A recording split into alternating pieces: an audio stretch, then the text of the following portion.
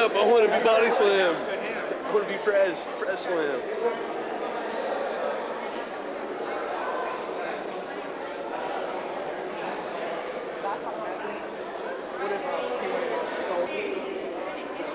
There's Kimberly, the Diamond Doll. It's a sick pad he's got. And DDP. WCW on reality check again.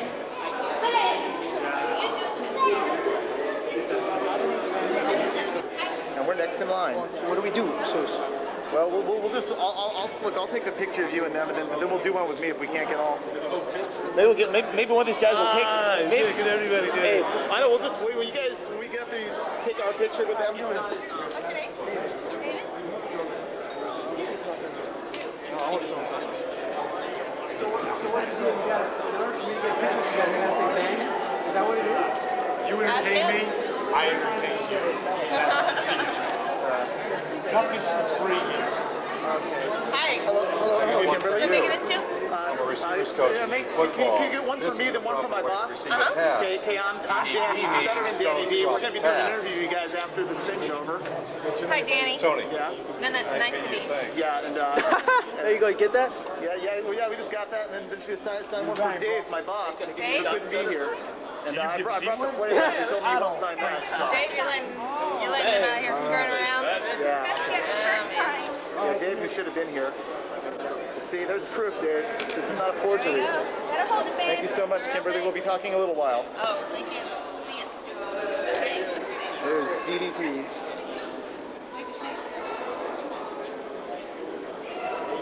Thank you. All right, David.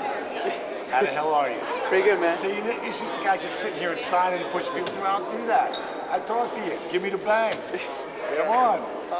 Let's see you do it. Weak. Good feeling, all right. We're going to be interviewing you after the autograph session. We're Reality Check Video Magazine. It's good to have DDP on Reality Check. There's no reality. Hey, give me the bang, Danny. Here, give me us. All right, here you go. Love your shirt.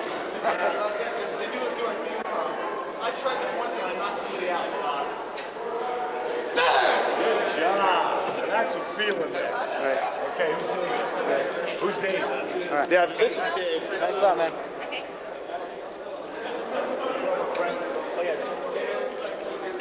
And you can do anything you want. We're like a real non-conformist, uncensored type of show. You can be. So you're going to show us the underground scene when we come back here next month? Dang, let's come here on Wednesday. They'll take you to Bondage a Go-Go. They had a satanic ritual there the other night, actually. Or less. Yeah, they do some crazy stuff. I'm tied into that scene. But okay, so let's go. We got we got wrestling. We're going to talk about you. We got wrestling's hottest couple, the one and only Diamond Dallas Page with Kimberly, the Diamond Doll. How you guys doing? Bang! All right. I never had a bad day in my life, baby. A lot of sore ones, but no bad ones. What do you want to ask me about? Yeah. We're going to come to San Francisco. We got Savage going to be here on the 20th. I know that.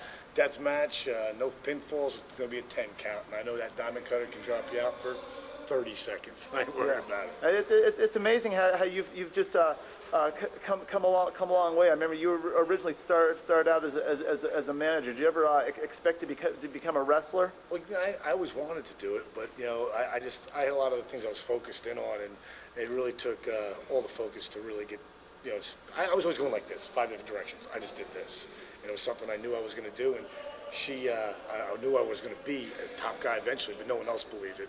And when I first started out going to the power plant working out, she would I'd come home with ice bags on my shoulders, on my knees, everywhere, and she'd go, "Honey, go back in the bar business. You know, just go back to managing."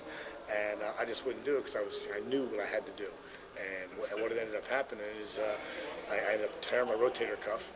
Jake the Snake Roberts ended up moving in with us for about 4 months, and he took me under his wing, and he showed me a real lot. And when I came back off of rehab and stuff, I went all over Europe and Singapore and Philippines, all through there working, and then I came back to WCW, and I'd come a long way. But no one could really see because I wasn't given the opportunity until I got in those matches with Johnny B. Bad, now Wild Man Mark Merrow, and from there things started escalating, and last 2 years voted Most Improved Wrestler of the Year. I think the people really got behind it, you know. And I never tried to be a good guy. I just wanted the people to react. Yeah. You've become tremendously popular, and in my opinion, you're definitely destined to be going down as one of the all-time greats. You know, there's so many wrestlers out there. There's a lot of name wrestlers, but WCW is so crowded with such a sea of wrestlers. I mean, how do you feel that you were able to like rise above and become one of their main featured stars? I think the biggest thing was not going to the NWO because there's so much ego in there, there's so much talent in there. If anything, they would have tried to keep me down and keep me lost in the shuffle. That was the whole reason why they mainly wanted me to go in there to begin with.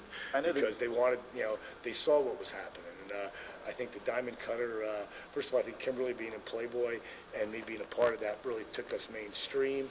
And from going, you know, we got Jenny McCarthy and Pamela Anderson and people like that. I got lots of exposure. Yes, we've seen it. And the bottom line was, I think that helped us on a mainstream level where people said, you know, wow, I mean, this is a reality. And everything became reality-based in me instead of being so far over the top like I was when I started as a manager, and I just became me. And the more I became me, the more reality stepped into it, and the more people get to that point of element of doubt, the more they love wrestling. And I'm all about that, and I'm all about being who I am now. I think the people got with that and the hard work, and I think that not being in the NWO and me standing alone and doing my own thing, and yeah, I may get my ass beat, you know, 3 or 4 times in a row, but they know out of nowhere I'm going to pull the Diamond Cutter out and drop something right on their face. I mean, I think that's what the fans take off. I mean, fans just admire that you're such a loner and such a rebel, and I think the fans take that. That's why He does his own thing, just like so many people, you know, do in real life. You got this real hero-worship. But I mean, I remember you when you started on the AWA managing Bad Company, and I thought you were definitely a really good manager. I liked you as a manager, and then now that you've become a wrestler, I'm just blown away, and you're taking down these guys that are like way more experienced than you. I mean, you're holding victories over the Macho Man, who you've been feuding with. I mean, you've got to be impressed with yourself too, to actually go head to head with somebody you know, with that much more experience. You know, after Well, I think at this point right now, I really don't think there's only. I don't think there's a better wrestler than me in WCW. I really don't. I mean, who can do from A to Z, who can walk the walk and talk the talk, and from all the way around. The only guys I would even compare on, you know, as far as I'm concerned, on my work ethic and the same level as me isn't even in this federation. You know, and to me that's stunning. Stone Cold. You know, me and him were a lot alike. And, you guys. He's kind of like the WWF version, answer to you, I think. Well, it's funny because we both at the same time, we've been best friends for years, and we both sort of went up the same sort of path. Ideally, I wish he was here because me and him would definitely steal the show. You know, we'd blow the roof off. Yeah. But you know, you never know. You never know what could happen. But for right now, I'm just concentrating on the guys in the NWO. And you know, I had a match against Nash not too long ago, and we blew the roof off after being ex-partners. That's someone I'm really looking forward to getting in the ring against, because after being partners and friends together, and there's no real hatred between us. It's more of a competitive thing. Hall, on the other hand, I think he's an egomaniac jagoff.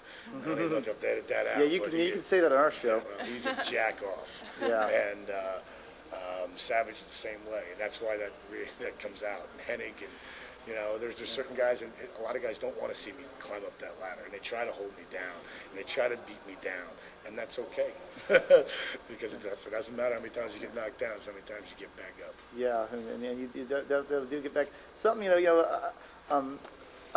want to know, I'm a little nervous about asking this, but what's up with your theme music? It kind of smells like Teen Spirit, if you know what I mean. Well, it is. It's supposed to be that, but it's not the same beat, so there couldn't be a problem. It's actually every other beat or something like that, but I went into the studio, and it was a song that, you know, motivates me, and I really like that. Do you have a problem with that? No, I just didn't hear any admission about it. So I wanted to. To me, I'll do whatever it takes. I would be playing that song if they allow us to, but they don't. So, you know, I'll take the next best thing, and it really became my, you know, music, because you know, it's a whole different. It's a different sound, but it's the same sound, and whatever works, whatever the people. The reason why I think people get behind the chanting of DDP, because they used to chant DDT. And my Diamond Cutters, Jake Roberts called me up about 9 months ago or so, and he said to me, he goes, "Buddy," he goes, "you recreated it." I said, "Recreated what?" He said, "a DDT," and he knew, and I knew it was coming, but I didn't know it would hit the magnitude that it has, and everybody, you know, doing the sign. Yeah. It's taken on a life of its own. Definitely, some of it was Dave. I don't want to leave Dave out. You want some questions? You took all my questions out. I But I good thing you didn't ask this one. To Kimberly, how much input do you have on the Nitro Girls? I mean, did you put that together? It's all my thing. Yeah. Back in mid-June, I started picking the girls, and I handpicked them myself. I decided what costumes we were going to wear, what kind of look we were going for, what kind of music we wanted to listen to and dance to. I don't do the choreography. That's the only thing. A lot of people ask me if I do it.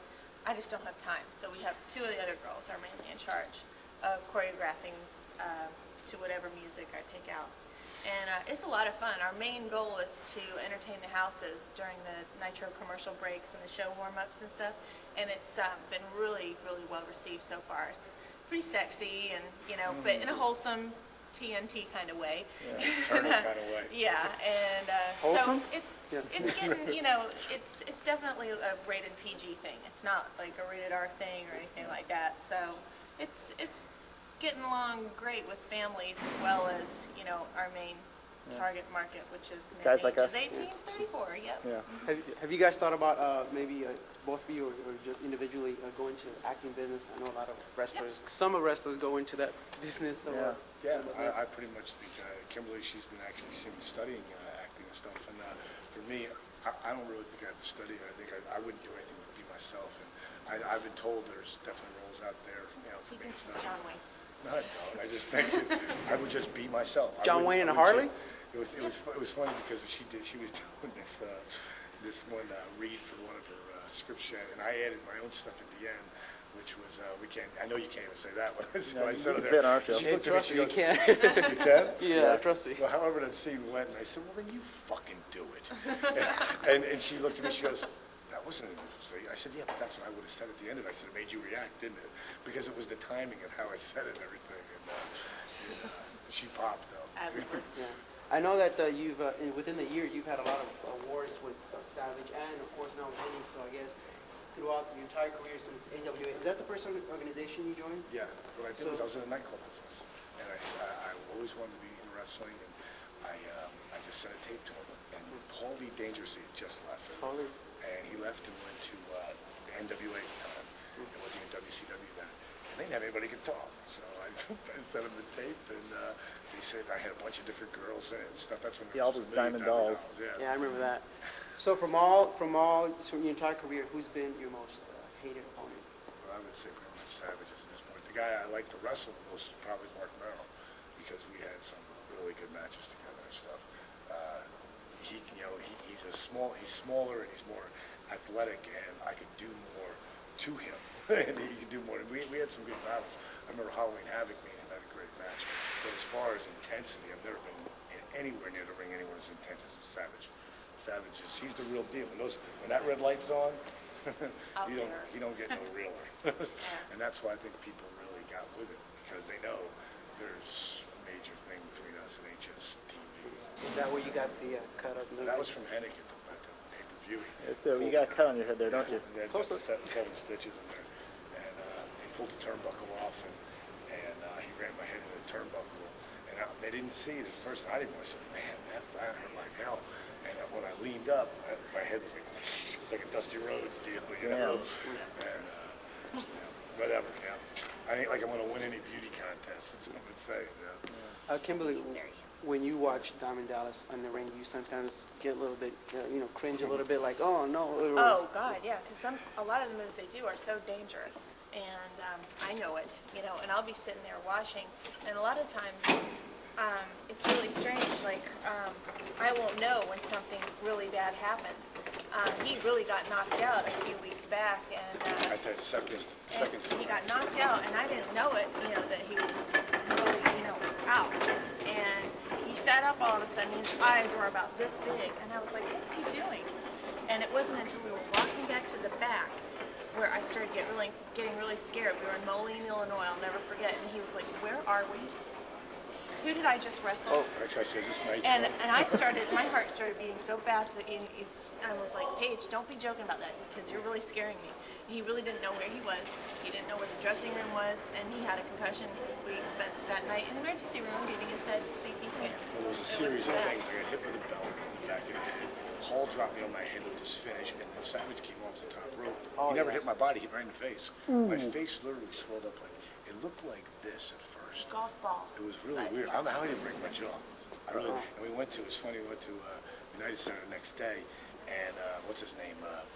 The writer for Chicago Sun-Times, the sports writer, goes, Diamond, he goes, what's in your mouth? He thought I had chewed. I said, nothing. And it was so huge. My whole face was lopsided. It's funny. I think your battery's running out. Yeah, I know. It's about that. So we're just going to have to wrap it up here.